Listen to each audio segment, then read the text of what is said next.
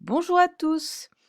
Voici une courte vidéo dans laquelle je vais vous expliquer, vous commenter la correction de l'activité 19. Alors je vous rappelle, le but de cette activité était de savoir à quel moment les nutriments issus de la digestion des aliments, à quel moment du tube digestif ils allaient quitter donc ce tube pour passer dans le sang et notamment être amenés aux muscles afin qu'ils puissent fabriquer leur énergie pour fonctionner. Alors, pour cela, on se basait sur un graphique.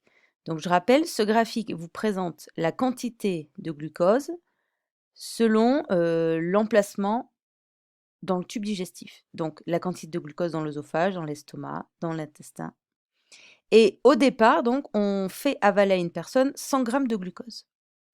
Alors dans la première zone du graphique, on voit que la courbe est stable. Donc ça veut dire que la quantité de glucose est également constante et que on reste à 100 grammes. Ce qui veut dire que tout le glucose reste dans le tube digestif, puisque sa quantité ne varie pas.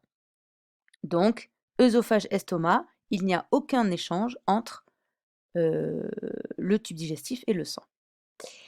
Mais à partir donc de la fin de l'estomac, on voit que la courbe devient décroissante. Si la courbe est décroissante, ça veut dire que la quantité de glucose dans le tube digestif diminue.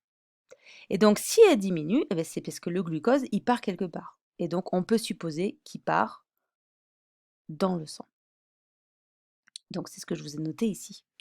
Alors, la quantité diminue, et puis, au bout d'un moment, ça va de nouveau se stabiliser.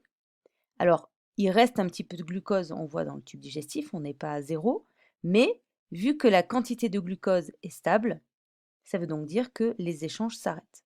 Donc là, ce qu'on peut déduire de tout ça, c'est que les échanges, la sortie en fait du glucose ne se fait que au début de l'intestin grêle, dans le premier mètre de l'intestin grêle. Donc ben voilà, pour cette activité qui était très courte. Donc le petit bilan. Donc les nutriments et l'eau passent dans le sang au niveau de l'intestin grêle. C'est ce qu'on appelle l'absorption intestinale. Et tout ce qui ne sort pas au niveau de l'intestin grêle, donc ce sont les particules non assimilables, et ces particules vont, elles, continuer le chemin dans le tube digestif, arriver au gros intestin, et finalement vont être transformées en excréments et éliminées au niveau de l'anus.